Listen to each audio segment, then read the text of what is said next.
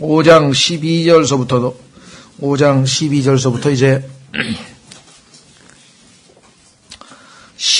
아마 오늘 5절까지 일단 하고요. 다음 주에 뒷부분 마무리를 짓겠습니다. 12절서부터 15절까지는 한마디로 하면은 우리가 데살로니가전서 처음 할 때 기억을 아마 하실지 모르겠습니다만은 데살로니가전서에는 주제는 물론 예수 그리스도의 재림입니다. 근데 데살로니가의 그 성도들은, 교회 성도들은 바울이 거기에 3주밖에는 머물지 못한 그런 상황이었었죠. 박해를 받아서 떠날 수밖에 없었다는 것이죠. 그러니까 3주 동안에 아주 정말 어떻게 보면은 아주 압축해서 제일 아주 핵심적이고 중요한 것들을 아마 가르치지 않았겠는가 이렇게 생각이 됩니다. 그래서 이제 너무 짧은 기간 동안에 머물러 있었기 때문에 바울의 마음속에 늘 과연 이들이 교회가 잘 세워지고 형제자매들이 믿음 생활을 잘 할 수 있을런지 너무 짧은 기간에 자기가 돌보고 그냥 떠났기 때문에 그래서 이제 좀 걱정하는 마음에서 이제 편지를 쓰게 되는 것이 바로 이제 데살로니가전서 후서인데 소식이 들려오는 바에 따르면 아주 모범적이고 건전하게 지금 신앙생활을 하고 있다는 그런 소식을 듣고 이제 바울이 1장에서 보면은 칭찬하는 이야기가 나오죠. 그래서 아주 데살로니가전서의 형제들이 예수님을 믿기 전에 예수님을 믿는 그 과정이 아주 모범적이다. exemplary conversion. 아주 이 사람들을 보면 정말 예수님을께로 돌이켜서 회심, 예수님을 믿고 하나님을 믿는다는 것이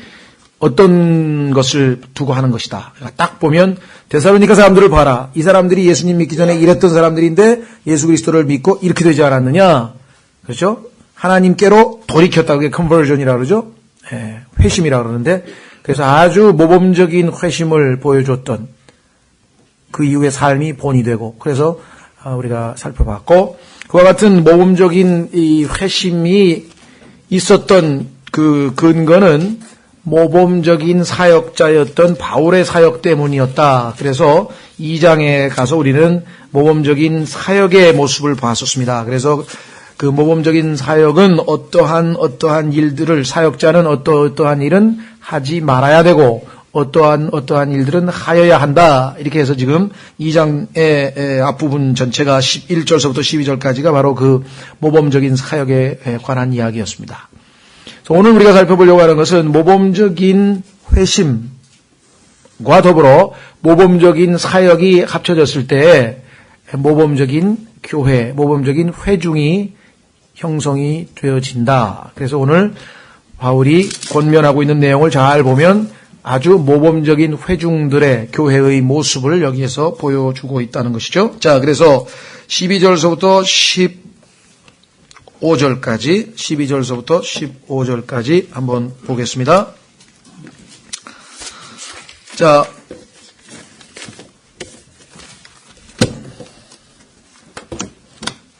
예. 12절서부터 15절까지 형제들아 우리가 너희에게 간청하노니 너희 가운데에서 수고하고 주 안에서 너희를 감독하며 너희에게 훈계하는 자들을 알고 다음에 그들의 일로 인하여 사랑 안에서 그들을 매우 귀중히 여기며 또 너희끼리 화목하게 지내라. 자, 교회에서 하나님께서 그 임무를 맡기신 영적 지도자에 대한 태도, 마음 자세, 그 다음에 형제 자매들끼리의 관계, 이 두 가지가 이렇게 나와 있고요. 14절 형제들아 이제 우리가 너희에게 권면하노니 자 서로 화목하게 지내기는 지내는데 우리가 아직 아까 말씀드린 것처럼 육신을 입고 있고 여전히 다 영적으로 충분히 성숙한 게 아니기 때문에 여전히 교회 안에는 여러 가지 형태의 문제들이 많이 생길 수밖에 없습니다. 광야에서 이스라엘 백성들 안에서도 상당히 복잡하고 많은 문제들이 생겼듯이 그건 지극히 당연한 거거든요. 어떤 분들은 뭐 교회에서 문제가 생기면은 뭐 이런 교회가 다 있어 그러는데 그런 교회들밖에 없어요, 이 세상에는. 이 교회는 누가 육신적이고 누가 뭐가 많고 그러면 그게 아주 지극히 정상적인 거예요. 그 상황에서 그런 사람들끼리 모여서 하나님의 은혜로 교회가 세워져 가면서 점점 영적으로 성숙해져 가면서 그와 같은 문제가 발생했을 때 처리하는 방식이 성경적이고 영적으로 그렇게 해서 점점 그리스도께서 거하실 수 있는 영적인 집으로 지어져 가는 것이지 처음부터 뭐 완성품으로 우리가 지금 있는 것이 아니거든요. 그냥 교회 안에서 일어나는 일에 대해서 성경하고 다르게 예를 들면 교리적으로 틀리게 가르치면 그거는 우리가 고쳐야 되겠죠, 당연히. 그러나 우리 행실이 아직 하나님 말씀에 미치지 못한다고 해서 우리가 당장 그것을 문제로 삼아서 우리가 교회 생활을 중단할 이유는 전혀 없다는 것이죠. 다 지금 과정이기 때문에. 예, 그래서 그럴 때 어떻게 하면은 모범적인 회중일 때에는 어떤 방식으로 일을 처리해야 되느냐, 그게 중요한 거지. 문제가 없는 데는 그건 공동묘지로 가야죠. 마무리에 가면은 안 싸워요. 거기 가면 다 조용히 누워 있어요. 살아있는 데는 시끌벅적할 수밖에 없대요. 살아있는 생명이 있기 때문에. 살아있는 생명이 있는 곳에서 다들 영적으로 바울과 같은 수준으로 가서 성숙하면 뭐 별로 싸움이 없겠죠. 그러나 그렇지 않은 경우에는 여러 가지 형태.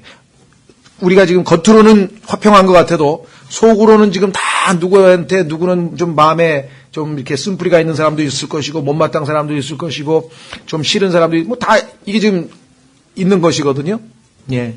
자, 그래서 여기 보시면 첫 번째는 뭐냐, 4가지 형태인데 제멋대로 행하는 자들에게는 경고를 해야 돼. 제멋대로 이 unrule이라고 하는데 되어 있는데요. 이 룰이 있어요. 성경에 보니까 주님의 몸된 교회에서 각자가 어떠한 행실을 처신을 해야 되는지가 특히 성경에 보니까 뭐 전반적으로 다 나와 있지만 디모데 전서, 디모데 후서, 디도서 이 세 서신서를 일반적으로는 목회 서신이라고 얘기를 하는데 사실은 왜냐하면 디모데도 이제 목회자고 디도서도 목회자이기 때문에 목회자에게 이렇게 교회를 잘 이끌어 나가라고 하는 그런 권면의 말씀이기 때문에 그 말은 틀린 말은 아닌데 그러면 나에게는 해당이 안 되잖아. 나는 목회 안 하는 사람이니까. 그건 아닙니다. 교회 생활 전반에 관한 거예요. 그래서 디모데 전서에 보면은 하나님의 집, 곧 살아계신 하나님의 교회요 진리의 기둥과 터인 그 교회에서 네가 어떻게 처신해야 될지를 내가 너에게 알려준다. 그렇게 가르치기 위해서 쓴 서신서거든요. 그러니까 내가 교회 생활에서 그리스도인으로서 내가 어떻게 행실을 해야 될 것인지를 우리가 잘 아시려면은 디모데 전서, 디모데 후서, 디도서를 보시면 거기에 특히 디도서 같은 경우는 이제 나이별로 연로한 나이 드신 분들은 예를 들면 뭐 65세, 뭐 70세, 뭐 요즘 막 60세 나이 들었다 그러면 막 싫어하시니까 세월이 많이 바뀌어가지고 성경에는 60세 이상 하여간 과부해서 좀 그렇게 치거든요. 원로급으로 그렇게 치는데 하여간 어쨌거나 성경에는 하여간 나이 드신 분이라고 그랬어요. 그래서 엘더, 즉 나이 드신 뭐 분들은 남자는 이렇게 처신하고 나이 드신 여자는 이렇게 처신하고 젊은 여자는 이렇게 처신하고 젊은 남자는 이렇게 처신하고 다 나와 있거든요. 거기서 내가 해당되는 부분에 내가 좀 미치지 못한다 그러면 하나님 말씀에 따라 자기가 각자 순종하시면 되겠죠. 그런데 제멋대로 행하는 사람이 있긴 있거든요. 성경 써인 대로 안 한다 이 말이에요. 그럴 때는 어떻게 되느냐? 일단 경고를 해야 됩니다. 그 다음에 이제 마음이 약한 자들은 위로해야 되고 그 다음에 연약한 자들은 붙들어줘야 되고 모든 사람에게는 인내해야 되고 경고를 해도 경고대로 누가 다 말 듣나요? 안 듣죠. 위로한다고 해서 금방 위로받고 또 회복이 되나요? 안 되죠. 붙들어준다 그래서 일어나나요? 도로 주저앉죠. 그 인내가 필요한 거예요. 한 번에 가도 될 일이 아니거든 이건. 오랜 기간 동안에 그렇죠. 네. 그래서 인내가 모든 사람에게 필요하다. 조심하여 아무도 누구에게든지 악으로 악을 갚지 말고 도리어 너희 가운데 선하고 또 모든 사람에게 선한 것을 항상 따르라. 자, 그러면 좀 구체화시켜서 조금 살펴보도록 하겠습니다. 예. 첫 번째 12절과 13절에서 교회 안에 하나님께서 세우신 영적 지도자에 대한 문제. 여기 보시면은 일단 그 가운데 수고하고 일하는 거죠. 그 다음에 감독하고 교회 영적 지도자들이 해야 될 일이 바로 수고하고 그 다음에 감독하고 그 다음에 훈계하고 개인적으로 훈계하는 게 아니고 하나님의 말씀에 기록된 것으로 훈계를 하는 거겠죠. 어떤 자기의 견해에 따라서 이래라 저래라 하는 그거하고는 좀 틀립니다. 자, 그래서 우리가 좀 확인해 보겠습니다. 베드로전서 5장으로 가시면 베드로전서 5장 영적 지도자에게 하나님께서 약속하신 영광의 면류관, 영광의 왕관이라는 것이 기다리고 있는데 그 영광의 왕관을 받을 자격이 있는 영적 지도자의 모습은 어떠한 것인가? 이렇게 기록되어 있습니다. 베드로전서 5장 1절, 베드로전서 5장 1절, 너희 가운데 있는 장로들에게 권면하노니 나 역시 장로요 그리스도의 고난의 증인이요 또한 앞으로 나타날 영광에 참여할 자니라. 너희 가운데 있는 하나님의 양떼를 먹이고 감독하되. 자, 여기서 지금 분명하게 아까처럼 감독이라고 하는 게 나와 있죠. 억지로 하지 말고 자진해서 하며, 두 번째 더러운 이익을 위해서 하지 말고, 세 번째 오직 준비된 마음으로 하며, 그 다음에 이제 3절 하나님의 상속 백성 위에 군림하지 말고. 자, 얼핏 보면 감독하는 거하고 군림하는 거하고의 차이가 뭐냐? 감독하는 것은 바르게 잘 인도하기 위해서 위에서 굽어보고 있는 거죠. 아, 이거 삐뚤어 가고 있구나. 아, 저 틀리게 하고 있구나. 아, 저거 풀이 아닌데, 저거 독초인데, 저거 먹으면 안 되는데. 이걸 감독하는 거고, 군림하는 것은, 야, 이리 와봐. 내 구두 좀 닦아봐. 가서 저 라면 한 개 사와. 라면 끓여와서.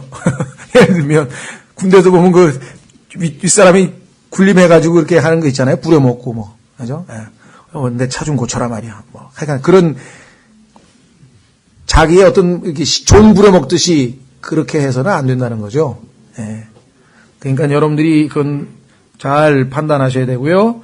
그 다음에 여기 보시면 군림하지 오직 양떼에게 본이 되라. 그리하면 목자장께서 나타나실 때 너희가 사라지지 아니하는 영광의 관을 받으리라. 또 극단적으로 가면은요. 아, 주님께서 바울도 사도인 바울도 다 형제요 그랬으니까 다 바울 형제인데 뭘 또 특별하게 우리가 대우를 해야 되느냐 그렇게 생각하시는 분이 계세요.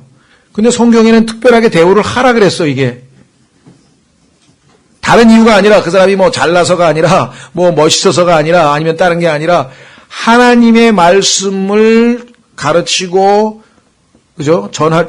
증언하도록 그 임무를 맡겼기 때문에 그 일 때문에 하나님이 그 일을 그 사람에게 맡겨놨기 때문에 그 사람을 존경하라고 성경에서 얘기해요. 자, 확인해 보겠습니다. 디모데전서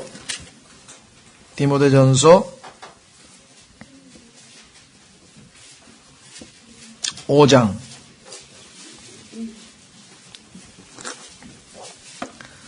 디모데전서 5장 17절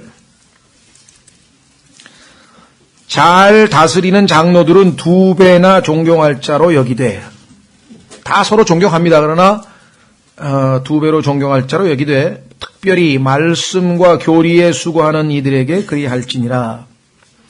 하나님께서 가장 교회에서 중심 사역은 말씀의 사역이기 때문에 말씀과 교리에 수고하는 이들에게 그리할지니라 이렇게 말씀을 하셨죠.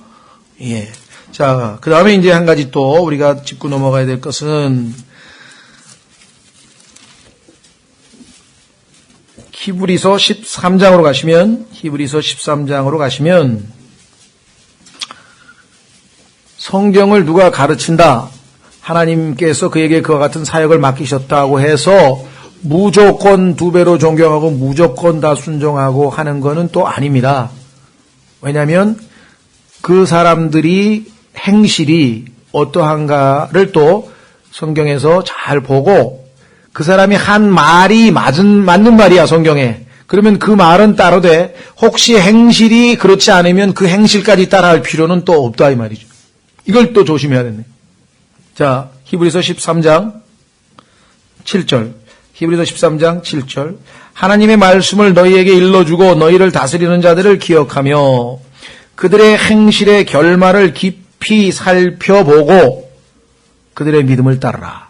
하나님의 말씀을 정확하게 전해주면 그 하나님의 말씀에 따라 본인이 따르는 건 좋은데 사람을 따를 때에는 항상 그 열매를 보고 그의 믿음을 따라야지 사람을 따라갔다가 나중에 어떻게 됩니까? 실망해서 상처 입거나 그렇죠?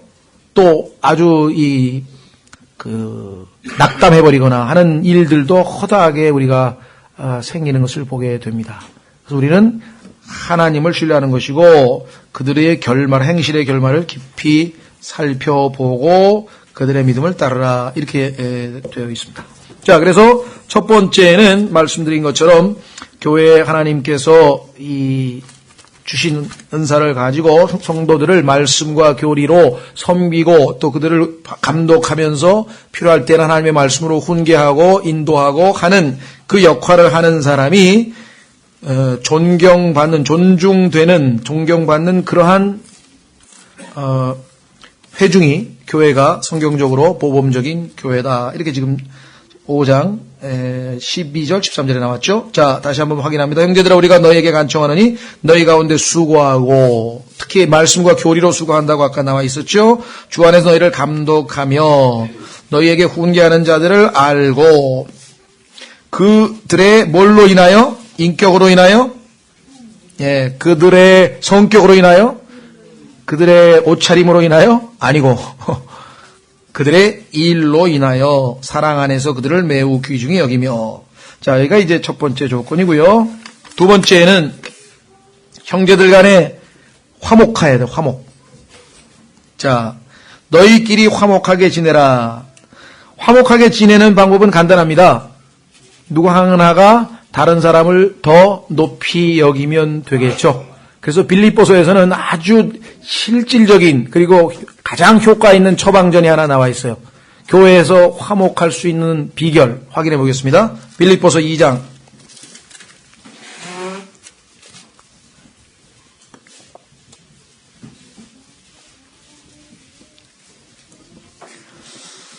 빌립보서 2장 3절. 빌립보서 2장 3절. 어떤 일도 다툼이나 헛된 영광으로 하지 말고 오직 겸손한 마음으로 각각 자기보다 남을 더 낮게 여기며. 다툼은 자기가 다른 사람보다 더 낫다고 생각할 때 생길 수밖에 없죠. 그렇죠? 내가 더 옳고 너는 틀리고 내가 더 낫고 너는 못하고 내가 더 똑똑하고 너는 나보다 못하고 이렇게 되면 결국은 싸움이 붙는 것이고 하나님의 말씀에 따라서 이 말씀에 순종하게 되면 교회 안의 화목은 유지될 수 있는 것이겠죠. 자, 그 다음에 이제 우리가 다 성숙해서 다 하나님 말씀에 각자가 다 올바르게 서 있느냐 그건 아니거든요. 그럴 때 교회 안에서 필연코 문제가 생기게 마련인데 그것을 어떻게 대처해야 되는가. 첫 번째, 아까 나와 있는 것처럼 제멋대로 영적인 룰이 있고 규칙이 있고 규례가 있고 다 교회 안에 그런 것이 있는데도 불구하고 만약에 그것을 무시한 채 그런 제멋대로 행하게 될 때에는 어떻게 해야 되겠는가. 그 중에서도 이제 제일 심각한 것은 죄겠죠. 죄. 고린도 전서에 보면은 정말 아주 심각한 죄들이 있지 않았었습니까? 자, 그래서 디모데전서 5장 20절.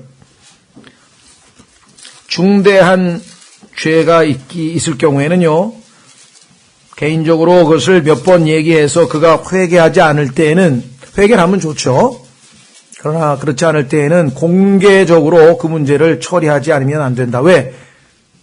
조그마한 누룩이 온 빵을 부풀게 하기 때문에 교회 안에서 죄가 그대로 용납돼서 넘어가 버리면 나중에는 그것이 전체 회중을 다 부패시킬 수도 있기 때문에. 자, 그래서 20절, 디모데전서 5장 20절. 디모데전서 5장 20절. 죄 짓는 사람은 모든 사람들 앞에서 꾸짖어 다른 사람들도 두려워하게 하라. 그 다음에 두 번째로 우리가 제멋대로 행동하는 사람들에게 해야 될 방법은 개인적인 권면입니다. 이렇게 조용히 잠깐 형제님 저 좀 보십시다 해서 그래서 개인적으로 권면하는 것이죠. 갈라디아서 6장 1절. 갈라디아서 6장 1절. 교회에서 공개적으로 죄를 할 경우에는 신중해야 됩니다. 그것이 누가 봐도 하나님 말씀에 명백하게 어긋난 것이고 그가 전혀 그 문제를 빨리 하나님 앞에 해결하고 회개할 그러한 마음 자세가 없을 때에는 그걸 공개시키는 것이죠. 갈라디아서 6장 1절. 형제들아, 만일 어떤 사람이 잘못에 빠지거든 영적인 너희는 온유의 영으로 그러한 자를 회복시키고 내 자신도 살펴보아 너도 시험에 들지 않게 하라. 온유의 영으로 가서 잘 권면하고 그가 정말 죄를 인정하고 그러면 함께 빨리 그 죄에서 벗어날 수 있도록 우리 하나님께 기도해서 용서도 구하고 이제 다시는 그런 죄를 짓지 않도록 하자. 이렇게 해서 개인적인 권면이 필요하겠죠. 예. 세 번째로는 단호하게 결별하는 수도 있습니다. 계속해서 죄를 고집할 경우에는 디도서 3장 10절. 디도서 3장 10절.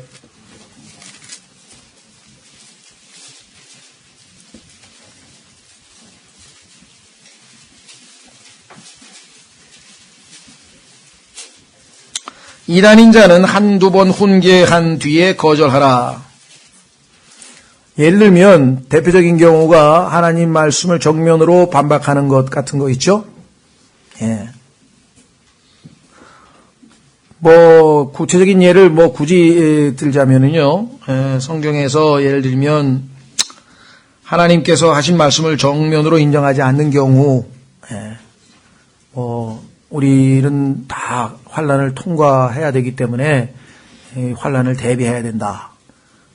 개인적으로 그 사람이 그 교리를 가지고 있을 때에는 권면에서 하나님 말씀을 찾아서 그렇지 않다. 환난 전에 교회가 하나님께서 오셔서 주님이 데려가신다. 권면할 수는 있지만 그것을 여러 사람들에게 자꾸만 전파하게 되면 다른 사람들의 믿음이 무너뜨려지는 것이죠. 과거에 하여간 그런 분이 한 분 계셨었어요. 저기 대방동에 있을 때.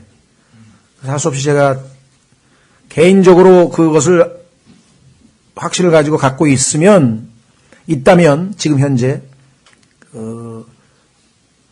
더 우리가 같이 교제하면서 성경을 펴가면서 해결을 하도록 같이 하지만 다른 형제들에게 그 교리를 알리고 또 설득하고 해서는 안 된다. 그러려면 이 교회를 나오지 말고 딴 데로 가라. 그랬더니 그 다음 주에 안 나오고 그 다음부터 안 나오더라고요. 그러니까 그분은 거기에 자기가 그것을 확실하게 알고 싶은 게 아니라 다른 사람들에게 다 환난을 통과하니까 준비하라고 하는 것을 알리고 싶은 거예요. 그럴 때는 단호하게. 자, 그래서 예를 들면 로마서 16장에도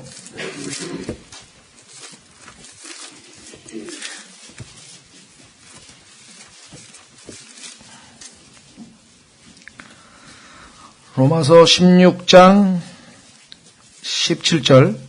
로마서 16장 17절. 형제들아 이제 내가 너희에게 간청하노니 너희가 배운 교리에 역행하여 분쟁을 일으키거나 실족하게 하는 자들을 주목하고 그들을 피하라. 그런 자들은 우리 주 예수 그리스도를 섬기지 아니하고 자기 배를 섬기며 좋은 말과 빼어난 말솜씨로 순진한 자들의 마음을 속이느니라.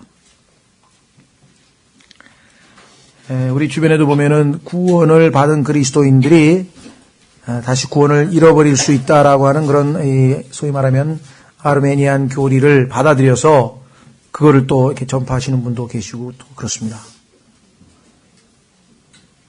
상당히 이게 제일 심각한 거거든요. 누룩 중에서는 행실의 누룩, 우리가 어떤 죄를 졌다든가 습관이 잘못된 성경에 어긋나는 행실을 누룩은 우리가 영적으로 아직 미숙하잖아요. 그러니까 우리가 아직 빨리 성장하면서 그걸 고쳐나갈 수 있는 여지가 충분히 있지만 교리적으로 이렇게 미혹이 돼가지고 딱 생각이 그냥 굳어져 버리면 그거는 정말 본인이 하나님 앞에서 겸손하게 정말 열린 마음으로 이렇게 빛비춤을 받아서 이렇게 고쳐내지 않으면은 굉장히 참 쉽지가 않은 일입니다.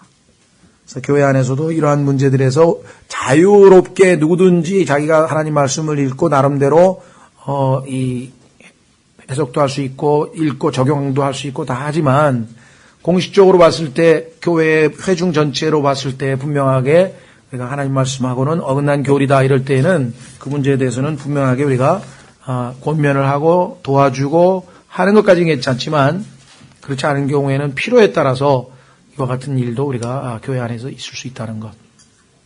예. 저도 그때 영적으로 어렸죠. 뭐 구원받은 지 얼마 되지 않아서 스페인에 가게 됐는데 그 교회가, 형제회였어요. 저는 뭐, 영적으로 이제 어리고 뭐 구원받은 지 1년 뭐 밖에 안 되고 그러니까 뭐 잘 모르죠. 아무것도 잘 모르는데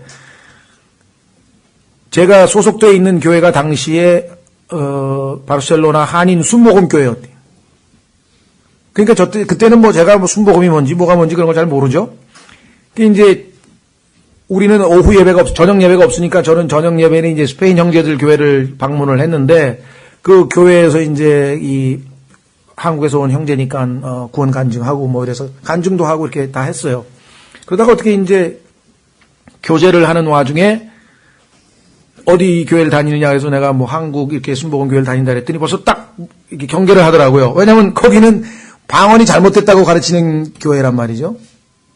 이 시대에는 방언은 성경적으로 해당되지 않고 초기 시대의 유대인들에게 하나님이 주신 표적의 일부였다. 이래서 지금은 방언은 옳지 않다라고 가르치는 교회인데 저는 순복음 교회를 다니고 있으니까 이 사람들이 알 거 아니에요. 저는 순복음이 뭔지도 모르고 갔는데 사실은 딱 하더니 거기 장로 되시는 형제가 뭐 방언에 대한 질문을 좀 하더라고요. 그래서 난 방언은 난 안 하는데 난 못 하는데 그래도 그 성경에 있는데 뭐 하면 잘못된 거냐고. 나는 뭐 또 무심코 그랬죠. 그랬더니 그건 잘못된 건데 예.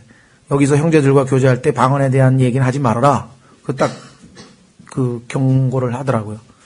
근데요, 그때 제 마음에는 엄청 섭섭했어요. 뭐 그리스도인이 교제하는데 뭐 무슨 제약을 가하고 뭐 와서 이 얘기는 하지 말라고 저 얘기는 하지 말라 그러나 하고 좀 처음에는 좀 섭섭한 마음이 있었거든요. 나중에 제가 이렇게 보니까 그 교회 장로가 참 그 신중하고 참 지혜로운 사람이었구나.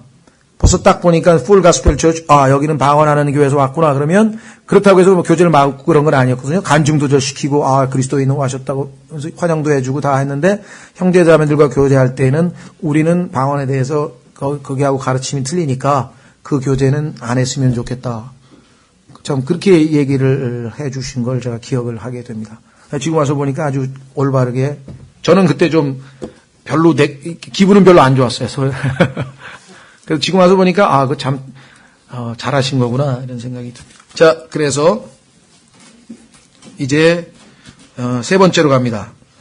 자, 그러면 제멋대로 하는 사람들만 있는 게 아니죠. 교회 안에는 그 다음에 소위 말하면 자 데살로니가 전서의 5장에 보니까 두 번째 그룹은 뭐냐면요. 경고를 하라 그랬죠.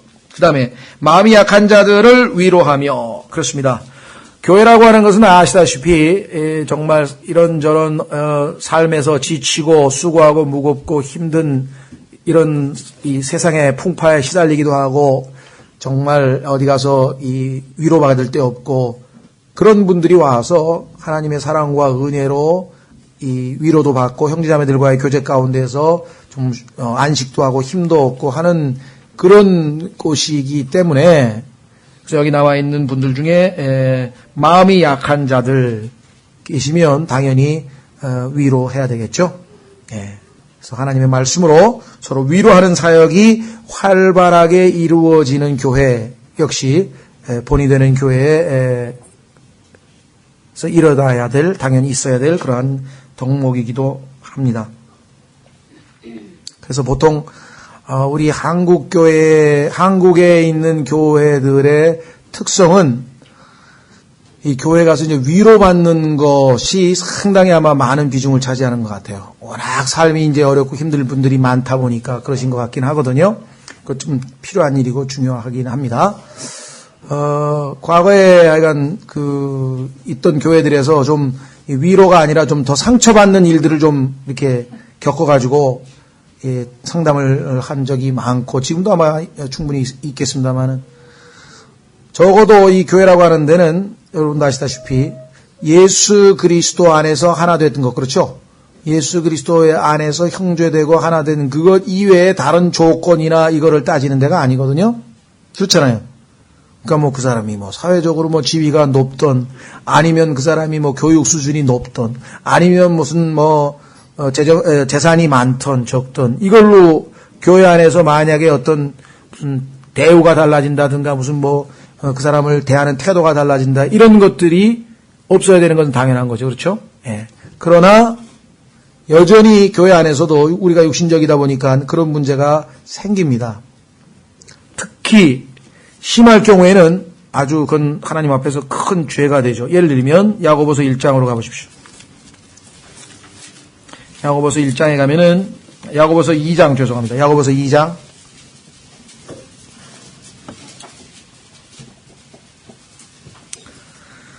야고보서 2장 1절에 내 형제들아 영광의 주 곧 우리 주 예수 그리스도의 믿음을 가지고서 사람을 외모로 취하지 말라 얘기했죠. 학력, 가문, 능력, 재능, 외모, 돈 이런 거 가지고 만일 너희 집회에 금반지를 끼고 아름다운 옷을 입은 사람이 들어오고 또 허름한 옷을 입은 가난한 사람이 들어올 때 너희가 화려한 옷을 입은 자에게 관심을 기울이며 그에게 이르되 여기 좋은 자리에 앉으소서 하고 또 가난한 자에게 이르되 거기 서 있든지 여기 내 발받침 밑에 앉으라 하면 너희가 너희끼리 차별하며 악한 생각으로 판단하는 자가 되지 아니하였느냐.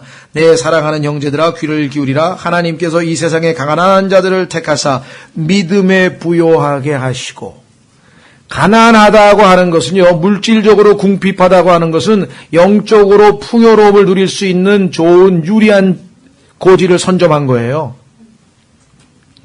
여러분 스스로 한번 생각해 보세요. 여러분이 돈이 많고 좀 여유 있을 때하고 궁핍할 때하고 어느 때도 하나님 앞에 가까이 붙어 있는 것 같은가? 인간이면 누구나 알 수 있잖아요. 그렇죠? 예. 또 자신을 사랑하는 자들에게 약속하신 왕국의 상속자들로 삼지 아니하셨느냐. 그러나 너희가 가난한 자들을 업신 여겼도다. 부자들은 너희를 학대하고 재판사가 부러 너희를 끌고 가지 아니하느냐. 이렇게 나와요. 그래서 우리가 이 외모로 판단해서는 안 됩니다. 그래서 마음이 약한 자들이 잘못하면 교회에서 이와 같은 이 외모로 판단하는 것 때문에 상처 입는 경우가 굉장히 많아요. 또 우리 같으면 서로가 자기의 쓰라린 과거, 우리가 속에 있는 쓰라린 과거를 좀 털어놓고 같이 기도도 하고 서로 위로도 하고 이제 그런 경우가 있는데 모든 사람하고 다 그럴 수는 없는 거거든요, 또. 그렇잖아요. 그러니까 자기하고 정말 그 마음을 터놓을 수 있는 형제자매들 몇몇에게 얘기할 수 있는 것이겠죠. 예. 근데 이제 우리가 그런 것들을 또 잘못하면 이렇게 좀 소문 돈다 그러나요? 우리가 다 영적으로 성숙하면 우리가 수치스러운 것도 그냥 어때 하나님 앞에서 이렇게 하는데 우리가 다 이거는 정말 아무도 몰랐으면 하는 게 다 각자 있거든요. 예. 이제 그런 것들도 우리가 존중해 줘야 되겠고. 자, 그래서 우리는 마음이 약한 자들에 대해서 위로하는 것. 세 번째, 연약한 자들은 붙들어주고. 자, 성경에 보면은 믿음이 약한 사람들을 어떻게 하라는 얘기가 성경에 몇 군데서 나오는데요. 한번 확인해 보겠습니다. 갈라디아서 6장 2절. 갈라디아서 6장 2절. 여러분들이 하나님의 은혜로 믿음이 굉장히 튼튼해졌다. 여러분들 중에 하나님의 은혜로 믿음이 굉장히 강해진 사람은 그 강해진 것으로 인해서 힘주고 목에 힘주고 폼 잡고 그러지 마시고 믿음 약한 사람의 짐을 같이 지고 가라는 뜻이라는 것이죠. 자, 갈라디아서 6장 2절. 너희는 서로 남의 짐들을 지라 그리하여 그리스도의 법을 성취하라.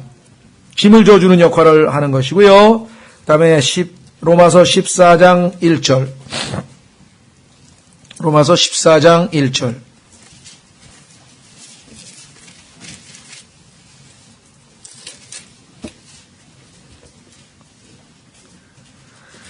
믿음이 약한 자를 너희가 받아들이되 의심에 찬 논쟁은 하지 말라. 우리가 아직 성경에서 예를 들면 좀 딱딱한 음식에 해당되는 부분들을 아직 소화하지 못하시는 분도 있으실 것이고, 그렇죠? 외형적인 환경 때문에 우리가 볼 땐 좀 믿음으로 이렇게 행동하지 못하고 좀 염려하고 근심하고 하는 그런 약한 믿음을 보이는 분들도 다 교회 안에는 있게 마련이거든요. 그럴 때 여기 나와 있는 것처럼 우리가 받아들이고 그의 짐을 함께 지고, 그렇죠? 그래서 교회 안에서는 여기서 약하다고 하는 것은 육신적으로 약한 것도 물론 포함되고요. 근데 믿음이 약한 것도 포함이 되고. 자, 그 다음에 14절의 끝부분에 우리가 말씀드린 것처럼 교회 안에서 unruly, 아까 제멋대로라고 아까 번역이 되어 있는데 그렇게 성경적인 어떤 규칙이나 이런 어떤 그것에 어긋나게 막 행동하는 사람, 그 다음에 마음이 약한 사람, 또 연약한 사람, 그 이외에도 뭐 여러 가지 영적으로 미숙한 아직 다 성숙된 게 아니니까 그런 사람들이 많이 있다 보면 결국은 요구되는 것은 인내일 수밖에 없겠죠. 그죠? 소망의 인내. 인내가 어떤 인내냐? 소망의 인내. 어떤 소망? 예수 그리스도께서 오시면 우리 사이에는 아무런 껄끄러운 게 없을 텐데. 그렇죠? 그때까지 우리가 서로 어떻게 보면은 참는 거죠. 주님 앞에서 자기가 모든 걸 주님께 의탁하고. 자, 그래서 지금 나와 있는 형제들 간에 화목하게 지내지만 화목하게 지내지 못할 경우에 일어나는 일들에 대해서는 우리가 어떻게 처리해야 되는지, 이와 같은 교회가 회중이 하나님께서 보기에 아주 본이 되는 것인데, 자, 그러면 가장 결론적으로 어떤 원칙 하에서 형제자매들 간에 서로를 대해야 되겠는가? 15절, 조심하여 아무도 누구에게든지 악으로 악을 갚지 말고. 예를 누가 나에게 이렇게 해서 뭐 뒤에서 뭐라고 남한테 뭐 비방을 했다. 자기가 하지도 않은 일을 뭐라고 하겠다. 이래가지고 즉각적으로 거기에 대해서 일종의 복수를 하는 그런 짓은 그리스도인으로서 할 일이 아니라는 거죠. 자, 로마서 12장으로 가시면 로마서 12장 21절에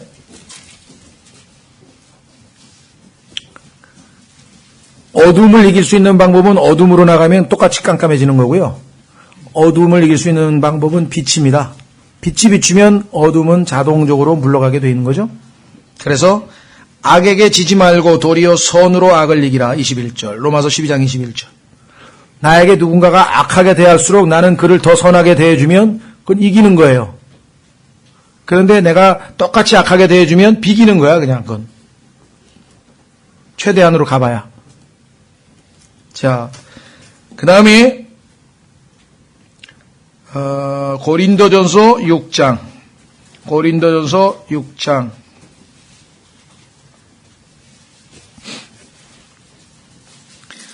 7절에 보시면 만약에 손해를 볼 경우는 어떻게 되냐? 고린도전서 6장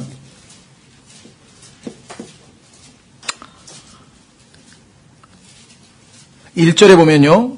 너희 중에 누가 다른 사람과 문제가 있을 때 감히 불의한 자들 앞에서 고소하고 성도들 앞에서 하지 아니하느냐? 교회 안에서 예를 뭐 돈을 빌려줬는데 안 갚았다, 아니면 뭐 어떻게 됐다 뭐 이런 일들이 이제 만약에 발생했을 경우에 여기 보니까 고소해가지고 아예 재판을 걸어가지고 바깥에 나간다 이거죠. 그런데 성경에 따르면 세상에 있는 사람들, 육신적인 판사보다 그리스도인들이 훨씬 더 지혜롭고 재판할 수 있는, 판단할 수 있는 판단 능력을 가지고 있다고 성경은 말씀하거든요. 2절, 성도들이 세상을 판단할 것을 너희가 알지 못하느냐? 어떻게 성도들이 세상 판사 앞에 가서 판결을 받으려고 하느냐? 세상도 너희에게 판단을 받겠거든 너희가 지극히 작은 문제들을 판단하는 것을 감당하지 못하느냐? 우리가 천사들을 판단할 것을 너희가 알지 못하느냐? 하물며 이 세상 삶에 속한 일들은 얼마나 더 많이 판단하겠느냐? 우리의 판단 기준은 하나님의 말씀입니다. 그러면 그 하나님의 말씀을 앞에 두고 두 당사자가 나와서 회중들 앞에서 판단받았을 때 누가 올바르고 누가 그런가를 판단해서 하나님의 판결에 따라 순종하고, 그렇죠? 문제를 해결하면 될 터인데 이거를 성도들 앞에서 교회에서 해결하지 아니하고 밖으로 가지고 나가서 세상 판사들 앞에 가져가면 이건 수치스러운 일이다. 5절, 내가 너희를 4절, 그런즉 너희가 이 세상 삶에 속한 일들을 판단하려거든 교회 안에서 하라. 어떻게? 가장 작게 여기는 자들을 세워 판단하게 하라. 지금 이거는 창피를 주는 거예요. 교회 안에서 큰 영적으로 어린 사람도 거듭난 사람이라면 그 문제는 다 판단할 수 있다 이거예요. 5절, 내가 너희를 부끄럽게 하려고 말하노라. 너희를 좀 창피스럽게 하려고. 어떻게 너희가 그런 짓을 했느냐? 너희 가운데 지혜로운 사람이 하나도 없다니 그 말이 사실이냐? 자기 형제들 사이에서 판단할 수 있는 자가 단 하나도 없느냐? 오히려 형제가 형제를 고소하며 그것도 믿지 않는 자들 앞에서 하는도다. 차라리 어떻게 하라고요? 7절. 그러므로 이제 너희 가운데 전적으로 허물이 있나니 이는 너희가 서로를 고소하기 때문이라. 어찌하여 너희가 차라리 부당한 일을 당하지 아니하느냐? 차라리 빼앗기지 아니하느냐? 아니라 너희가 부당한 일을 행하고 속여 빼앗되 그것도 너희 형제들에게 그리하는도다. 형제들을 속여서 엉뚱한 짓을 하는 사람들이 있다는 것이죠. 이럴 때 정말 그 당사자가 알지만 누구 하나가 포기하고 여기 나와 있는 것처럼 빼앗기는 게 낫다. 그걸 가지고 밖에 나가서 교회 간증을 다 상실시켜버리는 거죠. 자, 그래서 우리는 구체적인 일이 발생했을 때 성경적으로 지혜롭게 처리를 해야 되는 것이죠. 자, 그 다음에 마지막으로 15절 끝부분에 도리어 너희 가운데서 선하고 또 모든 사람에게 선한 것을 항상 따르라. 자, 너희 가운데서는 형제 자매들 간에죠. 선한 걸 해야 돼요. 뿐만 아니라 믿지 않는 모든 사람들에게도 다 우리는 선해야 돼요. 그래서 예수 그리스도를 믿는 사람들은 최소한도 주변에 안 믿는 세상 사람들로부터 그래도 좀 착한 사람이라는 소리를 들어야지. 아이, 지독한 놈이야. 어디 교회 다니는데 아주 지독하더라고. 이놈이 이제 어디 가서 복음 예수 꺼내지도 못하는 거예요. 그건 아예. 그렇죠. 그런데 그런 사람들이 무지하게 많어. 우리 주변에 보니까 예수 꺼내지도 마세요. 내가 예수 믿는 사람 몇 명 아는데 아주 지독한 놈들이더라고. 와, 내가 정말 이러면 부끄러워서 어디 얘기 가서 말도 못해요. 저는 그런 사람들 얘기를 너무 많이 들어가지고 저도 같이 부끄러워해서 저 부끄럽습니다. 정말 저도 참 영적으로 성숙이 안 돼서 그렇습니다 하고 그냥 넘어갔는데요. 와서 그 얘기하는 거예요. 그 사람들이 지금 예수 그리스도를 믿는 사람들이 옳지 못한 행동한 걸 다 얘기를 하면서 그러면서요. 예수 믿으라고 떠벌리고 다니는데 정말 가관이에요. 그러면 뭐라고 얘기를 해. 모르죠. 이제 우리는 이제 최후의 변명은 그 사람이 교회만 다니지 구원받은 하나님 자녀는 아닐지도 모릅니다. 그런데도 그 얘기를 또 함부로 할 수 있는데 그 사람이 무슨 소리인지 알아듣겠어요. 그럼 교회 얘기, 그러니 이 말도 못하고 저 제살 깎아먹기고 하늘에다 누워서 침 뱉기지. 그러니까 이 얘기도 못하고 저 얘기도 못하고 속으로만 그러는 거예요. 아이고, 구원받은 사람일까? 이렇게 이제 할 수 없이 그냥 그러고 마는 안타깝죠. 예, 베레벨 얘기가 다 있어요. 아주 유명한 교회 아주 장로님이신데 어디 뭐라 그러나 직원들 MT 가가지고 그냥 광고 하시겠습니다 하면서 무슨 교회 장로인데요. 고스톱 칠 사람 405로 오세요. 자기 방으로 보이라는 거예요. 그러니 그리스도인 사람들이 정말 부끄러웠겠어요.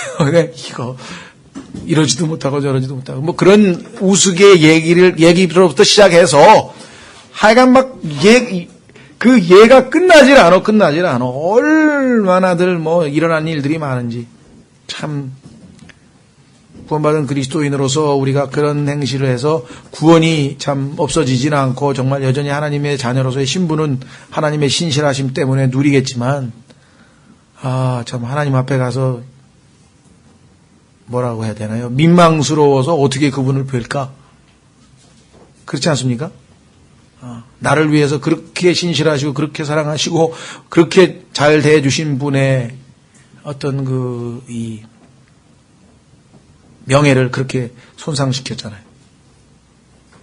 자, 로마서 2장에 바로 그와 같은 무리들이 있었습니다. 교회에도 여전히 많고요. 또 아마 주변에 저 때문에라도 그런 사람들이 있을지 모르겠어요. 나중에 하늘나라에 갔는데 사람들 중에서 누가 나타나가지고 쫙 가리키면서 저 사람 때문에 제가 안 믿었거든요. 저 사람이요. 저 사람. 이러면 정말 참 낭패고 저 사람 때문에 제가 믿었습니다. 이러면 정말 하나님께 영광 돌리는 것이고 로마서 2장에 보시면요. 유대인들은 하나님이 어떠하신 분임을 만천하에 올바로 간증하기 위해서 모든 특권과 모든 능력과 모든 복을 줬더니 행동은 반대로 했어요. 그래서 하나님을 욕을 먹게 만들어놨어요. 자, 한번 보십시오. 로마서 2장 17절. 보라, 내가 유대인이라 불리며 율법 안에 안주하고 하나님을 자랑하며, 우리로 치면 구원받고 나도 예수님을 안다고 하겠죠. 율법에서 가르침을 받아 그분의 뜻을 알고 훨씬 더 뛰어난 것을 입증하며 너 스스로 눈먼 자들의 안내자여 어둠 속에 있는 자들의 빛이요 율법에 있는 지식의 틀과 진리의 틀을 갖춘 자로서 어리석은 자들의 스승이요 악이들의 교사라고 확신하는도다. 그런즉 다른 사람을 가르치는 내가 내 자신은 가르치지 아니하느냐? 사람이 도둑질해서는 안 된다고 선포하는 내가 도둑질하느냐? 사람이 간음해서는 안 된다고 말하는 내가 간음하느냐? 우상들을 몹시 싫어하는 내가 신전 물건을 몰래 훔치하느냐? 율법을 자랑하는 내가 율법을 어김으로 하나님을 욕되게 하느냐? 밤낮 성경 공부하러 다닌다 그러고 밤낮 성경을 옆에다 끼고 다니는데 성경에서 말씀하시는 거하고 반대되는 행동만 골라서 해버리면 유대인처럼 여기 나와 있는 것처럼 우리는요 얼마나 사람들이 우리를 지켜보고 있는지 평소 때 친하지 않던 사람들도요 딱 우리가 실수 한번 하면 탁 질깍 그냥 튀어나와. 당신 예수 믿는다면서? 딱 그러면 그냥 어떻게 말을 그렇잖아요. 거기다 대고 싸울 수도 없는 거고 이제 막 그렇게 아주 지켜보고 있어요. 자, 그래서 24절 이것은 기록된 바 하나님의 이름이 너희로 말미암아 이방인들 가운데서 모독을 받는도다 함과 같으니라. 모독을 받는도다 함과 같으니라. 우리 속담에도 뭐 어물전 망신은 꼴뚜기가 시킨다 이렇게 얘기했는데요. 정말 우리가 행동 하나 하는 것에 따라서 하나님의 가족 전체가 하나님의 명예가 다 손상되거나 아니면 반대로 야 과연 다르구나. 하나님 믿는 사람, 예수 그리스도를 믿는다는 사람이 그래도 다른데? 그럼 하나님께 영광을 돌리는 거죠, 우리가? 예. 자, 그래서 이제 모든 사람에게 선한 것을 따르라. 그러니까 믿는 사람이든 안 믿는 사람들에게 우리가 선을 행해야 되는데요. 일단 하나님이 선하신 분이라고 마태복음 19장에 나와 있죠. 선한 분은 하나님 한 분뿐이고 따라서 우리는 그분을 따르는 사람이죠. 그러니까 좋으신 하나님을 따르면 우리도 좋은 사람이 되어야 되겠죠. 좋은 사람이 되어야 그리스도인이 마땅하다. 그리고 좋은 일을 하도록 부르심을 받았다. 여러분 잘 아시죠? 자, 한 구절 찾고 마치겠습니다. 에베소서 2장 10절. 에베소서 2장 10절. 굉장히 많은 구절들이 나오지만 제일 대표적인 구절이죠.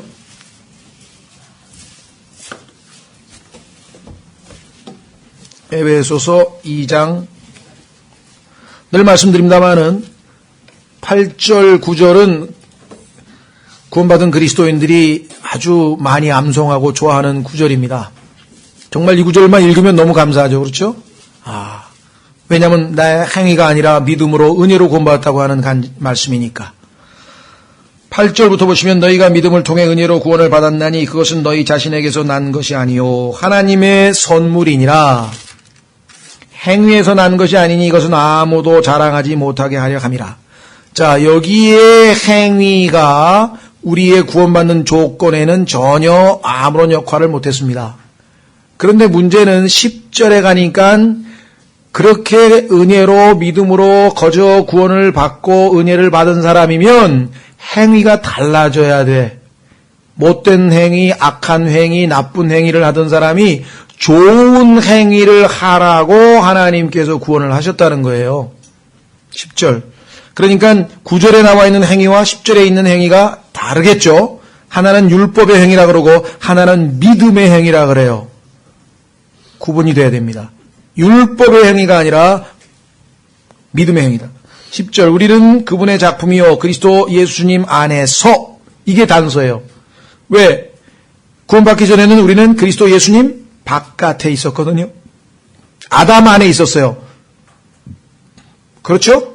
아담 안에 있었고 그리스도 예수님 바깥에 있었던 자들이니까 그때 아담이 선한 행위를 좀 해봐야 육으로 난 것은 육이요. 그러니까 아담의 선한 행위는 하나님의 보시기에 아담의 육신을 가지고 행한 선한 행위와 의로운 행위는 하나님이 보시기에 다 더러운 누더기 같다 이거예요. 그러니까 우리는 그 더러운 누더기를 가지고 하나님 앞에 나갈 수는 없고 예수 그리스도로 옷 입고 구원받고 그러나 이제는 내 안에서 행하시는 분은 일하시는 분은 하나님이시니 그러니까 이제는 육신이 하는 게 아니라 뭐예요? 하나님께서 나를 사용해서 일하시는 거잖아요. 똑같은 일인데 똑같은 선행인데 뿌리가 달라. 똑같은 건데 달라. 그렇죠? 예. 똑같은 이 가방인데 하나는 짝퉁이고 하나는 진짜고 똑같은 목걸이인데 하나는 가짜고 하나는 진짜고 하나님은 여지없이 진짜만 골라내신다. 그리스도의 심판석 앞에 가면 하나님은 짝퉁은 다 더러운 걸레로 날아가 버리는 거예요. 여러분이 제가 주님 앞에서 믿음으로 하나님 말씀을 붙들고 하나님께서 나를 통해서 이 일을 하시기 원합니다 하고 행한 행동들은 하나님이 다 인정하시지만 그렇지 않은 경우도 있을 수 있죠. 그래서 여기 보시니까 선한 행위를 하도록 창조된 것들이니 하나님께서 그 선한 행위를 미리 정하신 것은 우리가 그 행위 가운데 걷게 하려 하심이니라. Good works. 예수 그리스도를 믿고 나서 여러분들이 제가 하는 행동 모두가 다 하나님 보시기에 굿이어야 돼. 굿. 그렇죠? 예. 그래서 죄송합니다. 오른쪽으로 몇 장 넘겨보세요. 빌립보서 1장.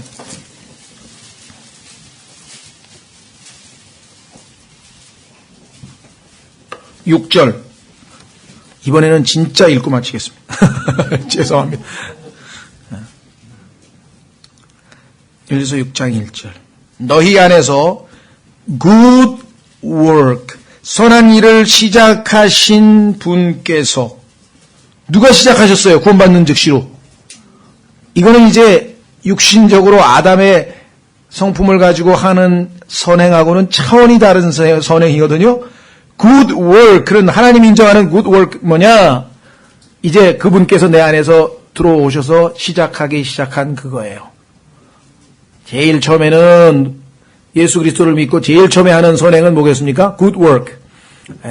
밥 먹을 때 기도하는 것부터 시작해서 그렇죠? 성경 읽는 거, 기도하는 거, 예배당 가는 거, 형제들 보고 반가워서 악수하고 찾아가고 뭐 등등등서부터 시작해가지고 전도지를 나눠주는 것부터 시작해서 어려운 사람 있으면 무릎 꿇고 기도하고 그 사람 위해서 때로는 뭐 물질도 갖다 주고 뭐 하여간 뭐가 됐든지 간에 good works. 그 일이 하나님이 우리 안에서 시작하셨는데 예수 그리스도의 날까지 그 일을 어떻게 한다 그랬습니까? perform, 수행하고 계시는, 수행하실 것, 이루실 것을 바로 그것을 확신하노라.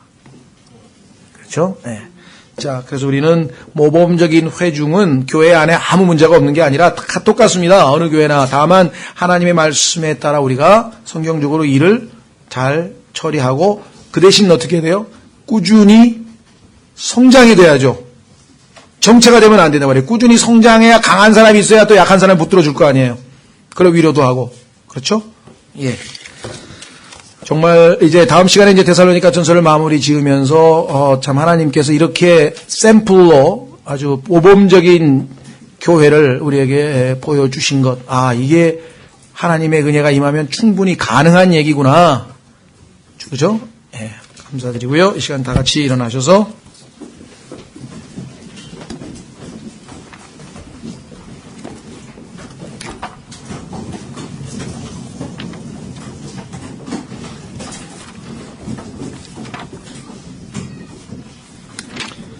아까 우리 543장 했는데요. 오늘은 그 옆에 544장 같이 하나 하겠습니다.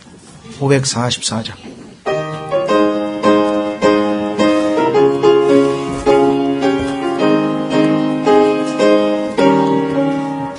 잠시 세상에 내가 살면서 항상 찬송 부르다가 날이 저물어 오라 하시며 영광 중에 나아가리 열린 하늘 목 내가 들어가 세상 짐을 내려놓고 빛난 멸류관 받아 쓰고서 주와 함께 다스리리. 눈물 골짜기 더듬으면서 나의 갈 길 다간 후에 주의 품 안에 내가 안기어 영원토록 살리로다.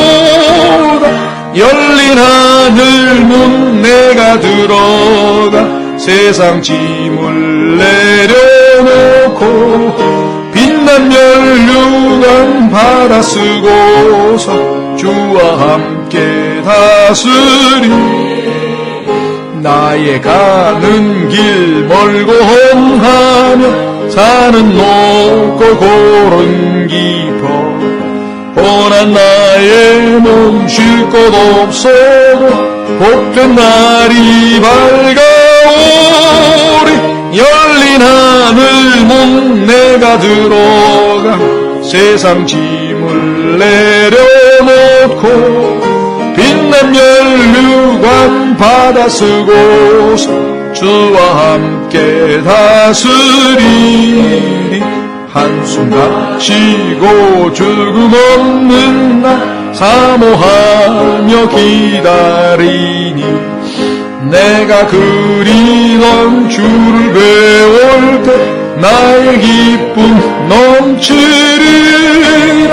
열린 하늘 문 내가 들어가 세상 짐을 내려놓고 빛난 멸류관 받아 쓰고서 주와 함께 다스리. 기도하겠습니다. 하나님 아버지 고맙고 감사합니다. 오늘 아침 시간부터 이 시간 이르기까지 하나님께서 저에게 영과 진리로 경배케 하시고 하나님 말씀을 들려주시고 형제자매들과 또한 풍성한 교제, 좋은 음식, 또 하나님의 말씀을 또 공부케 하심을 감사합니다. 주님, 저희의 신앙 여정을 주님 앞에 늘 돌아보게 하시고 주님의 약속을 늘 기억하게 하시고 그러나 또한 주님의 경고를 저희가 잊지 말게 해주시기를 원하옵고 또 주께서 오늘 오후 시간에 말씀하신 것처럼 참으로 본이 되는 그러한 회중들을 통해서 주께서 이루시고자 하는 귀한 일들을 풍성히 성취하시는 것을 저희가 목격했습니다. 저희 모두가 다 각자 하나님 앞에서 주신 말씀들에 부복하고 순종함을 통해서 주께서 원하시는 귀하고 복된 그래서 하나님이 기뻐하시는 그러한 회중, 그러한 교회가 되어질 수 있도록 저희를 인도하시고 돌보시고 역사하시고 저희는 늘 주님 앞에 이 말씀들을 붙들고 나아가도록 도우시기를 원합니다. 나머지 돌아가시는 발걸음, 또 찬양 연습하는, 또 기도하는 분들, 그 이외에 친교하는 분들 모든 그 순서도 주님 함께 하셔서 온종일 마무리 지르는 그 순간까지 주님의 임재하심과 복 주신 말에 있도록 도와주시기를 원합니다. 온종일 저에게 한량없는 복을 베푸시고 우리의 경배를 받으시고 또 우리에게 복된 말씀으로 참으로 은혜를 베풀어 주신 하나님 아버지께 진심으로 감사와 찬송과 영광을 돌리오며 모든 말씀을 우리 주 예수 그리스도 이름으로 기도하옵나이다. 일단 8층에서 저희가 기도회 하고 여기서 찬양 연습은 그러면